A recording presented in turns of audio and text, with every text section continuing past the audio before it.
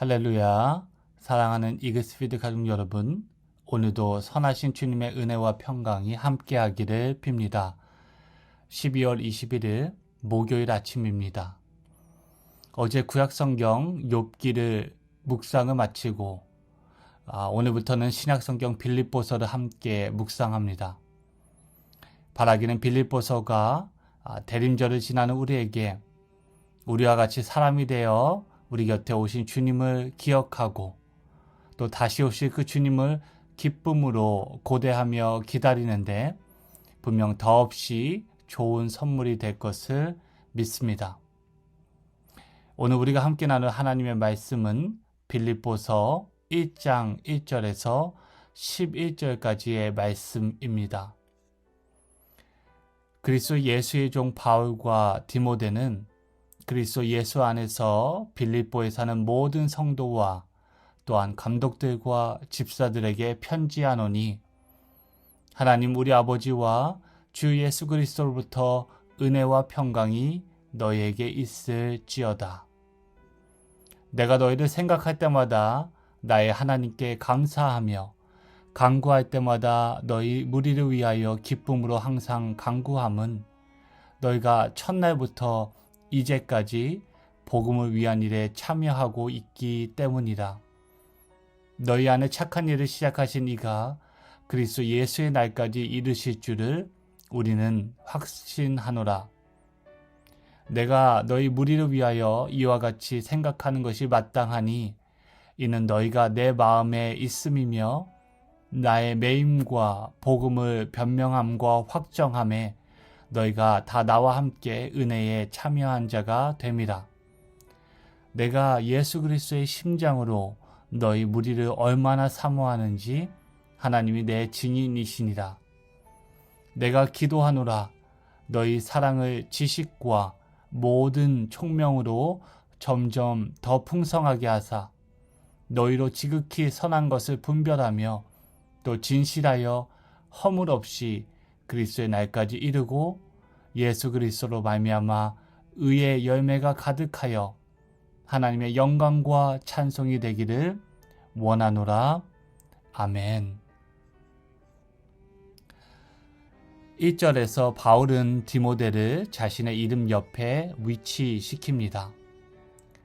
바울과 디모데의 관계는 아시는 바와 같이 스승과 제자 이상이었습니다. 바울은 자신의 다른 서신서에 디모데를 주 안에서 사랑하고 신실한 아들, 믿음 안에서 참 아들, 그리고 사랑하는 아들이라고 표현하는데 이를 통해 우리는 바울은 디모데를 분명 제자 이상으로 여겼던 것을 추측해 볼 수 있습니다.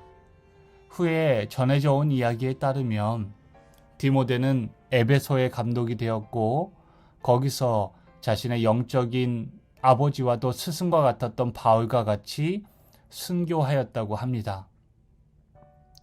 이처럼 바울이 자신과 세대도 다르고 자라온 가정과 문화도 다른 디모데와 친밀함과 또한 연합을 이룰 수 있는 근거는 무엇이었을까요? 그 둘을 그렇게 끈끈하게 묶어주는 것이 있는데 그것은 바로 1절의 표현을 빌리자면 그들 모두 그리스도의 종이었기 때문입니다. 바울과 디모데는 모두 그리스도의 종으로 그리스도를 위해 맡겨진 사명과 또 사역을 위해 따로 거룩하게 구별되어진 존재들이었고 이러한 사실을 안 바울과 디모데는 본질적으로 하나됨과 또 친밀한 교제를 누릴 수 있었던 것입니다. 바로 예수 그리스도의 부르심이 각자의 정체성은 물론 서로의 관계를 정의하고 형성하는데 결정적인 역할을 했다는 것입니다. 또 이러한 이해는 바울과 디모데 사이에서 그치지 않고 그리스도 예수 안에 있는 빌립보 성도들에게까지 적용이 됩니다. 여기서 바울이 자주 쓰는 표현이 등장하는데 바로 그리스도 예수 안에라는 구절입니다. 바울 서신서의 이 표현은 개인적인 차원에서 그리스도와 연합한 성도의 위치를 나타내기도 하지만 동시에 나아가 그리스도의 몸된 교회를 이루는 구성원인 성도들의 그 성도들 사이의 연합을 표현하는데도 자주 사용되어집니다. 그리고 이 그리스도 예수 안에라는 구절은 단순히 내가 누구인지, 우리가 누구인지 알려주는 것을 넘어서 내가 앞으로 무엇이 되어야 하는지, 우리가 무엇을 해야 하는지 또한 알려줍니다. 그리스도 안에 있는 모두는 성도입니다. 성도는 거룩한 자라는 뜻이지만 성도의 거룩의 근원은 내가 아닌 그리스도로부터 온 것입니다. 한마디로 말해 성도의 거룩은 내 안에 내재하는 기본값이 아닌 그리스도로부터 파생된 것입니다. 그러므로 성도의 마땅한 임무는 그리스도 안에 끝까지 신실하게 머무는 것입니다. 감독과 집사의 직분이 다르고 역할이 다르지만 모두가 본질적으로 성도임을, 그리스도가 참 포도나무이시며 우리는 포도나무 가지임을 잊어서는 안 될 것입니다. 빌립보서 서두에서 잠시 주목할 부분은 바울은 자신의 사도됨을 즉각적으로 소개하거나 또 자신의 사도적 권위를 전면에 내세우지 않고 있습니다. 그것으로 미뤄볼 때 바울을 향한 빌립보 교회의 태도가 상당히 긍정적이고 또 그를 지지하는 입장이었음을 알 수 있습니다. 2절의 표현은 바울의 서신서에 등장하는 축도로 그의 삼위일체 신학을 암시적으로 드러내주고 있습니다. 시간 관계상 지금 세밀하게 그것을 다 설명할 수는 없지만 바울의 축도는 성부 하나님이 은혜와 평강의 근원이 되시고 성자 하나님은 그 은혜와 평강을 전해주는 중보자이심을, 그런 내용을 담고 있습니다. 물론 성령 하나님이 언급되어 있지 않지만 바울 서신에 익숙한 분이시라면 사도 바울은 성령을 화평과 또 하나님의 은사, 즉 은혜의 선물로 자주 표현하는 것을 보셨을 것입니다. 그래서 살을 보태어 표현한다면 은혜와 평강은 성부 하나님께로부터 성자 하나님을 통하여 성령 하나님 안에서 성도에게 주어지는 것입니다. 이제 3절에서 11절까지 이어지는 본문을 통해 우리는 바울과 빌립보 교회 사이의 관계를 구체적으로 살펴보겠습니다. 먼저 3절에서 바울은 빌립보 교회를 생각할 때 하나님께 감사했다고 말하고 있습니다. 바울은 빌립보 교회를 위해서 늘 기도하였고 감사함으로 그들을 위해 기뻐하였다고 적고 있습니다. 그리고 4절에서 바울은 빌립보 성도들을 위해서 기도할 때마다 기쁨으로 그들을 위해서 간구하였다고 말합니다. 그 바울의 기쁨의 근거가 무엇이었을까요? 바울이 현재 처한 상황은 분명 아니었을 것입니다. 왜냐하면 바울은 당시 로마 감옥에서 구금되어 있었기 때문입니다. 바울의 그 기쁨의 근거는 5절에서 빌립보 성도들이 자신과 함께 그리스도 안에서 연합하여 그의 복음의 영광에 참여하고 있기 때문이라고 말합니다. 바울의 기쁨은 그가 빌립보 성도와 복음을 위해 함께 누린 교제, 코이노니아에서 파생된 것입니다.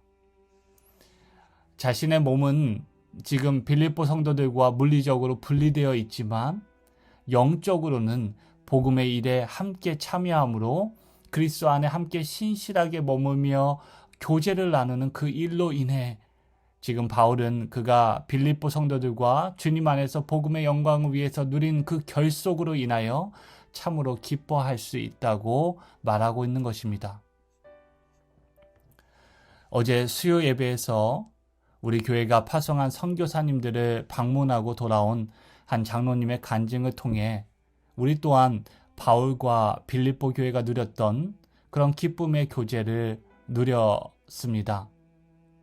복음의 일에 함께 참여한 파트너로 실상은 물리적으로 떨어져 있지만 선교사님과 선교지를 방문한 장로님 부부를 통해 영적으로 서로 연결되고 또 소식과 사랑을 주고받으며 서로를 풍요롭게 하는 그 참으로 아름다운 친교를 통해서 우리는 실제로 바울과 빌립보 성도 사이에 누렸던 그 기쁨을 우리도 맛보고 경험할 수 있었던 것입니다. 그리고 오늘 본문 6절을 통해 우리는 바울과 빌립보 성도가 누린 교제에 특이점이 있다는 것을 볼 수 있습니다. 바울과 빌립보 성도들은 같은 주님 안에서 또 같은 미션을 상호적으로 주고받는 친교를 누렸을 뿐만 아니라 7절에서 바울은 빌립보 성도들이 자신의 매임에도 자신의 고난에도 함께 참여한 자가 되었다고 말합니다. 한마디로 그들은 같은 주님을 모시고 또 같은 사역을 감당하였을 뿐만 아니라 복음을 변명함과 또 확증함으로 받는 그 고통의 멍에를 함께 공감하는 것을 넘어서 같이 그러한 고통을 공유하였다는 것입니다.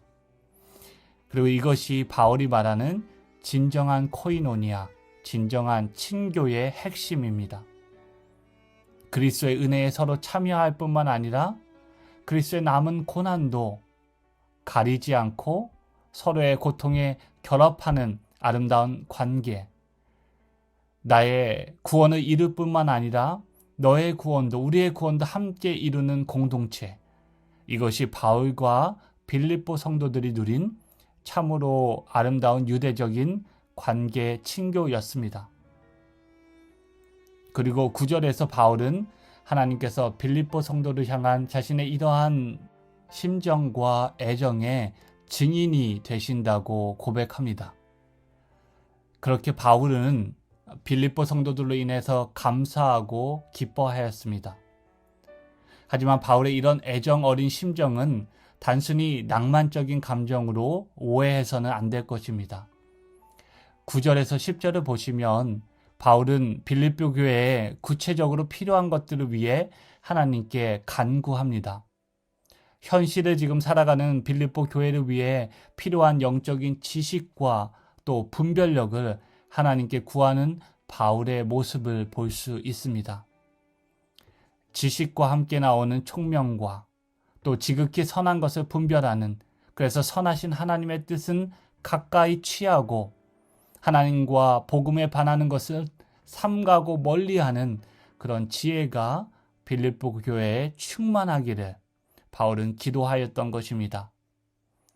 바울은 교회 공동체를 세우는데 지식과 총명, 그리고 잘못된 가르침을 분별하는 판단력이 반드시 필요하다는 것을 알고 있었던 것입니다.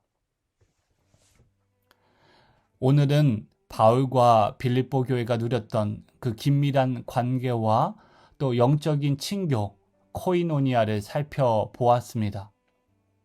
그리스도 안에 함께 머물며 그분을 받고 그분의 삶을 받고 또 그분의 사역과 고난에 함께 참여하는 공동체, 서로가 서로에게 감사와 기쁨이 되는 공동체, 서로의 필요를 위해서 간구하고 서로를 위해서 기도하고 또 그 간구를 채워주는 아름다운 성도의 교제가 우리 교회 가운데, 그리고 우리가 관계 맺고 주님의 복음을 위해서 동력하는 선교사님과 선교사님들의 가정 가운데, 그리고 지역교회와 그리고 여러 사역기관 가운데 풍성해지기를 바랍니다.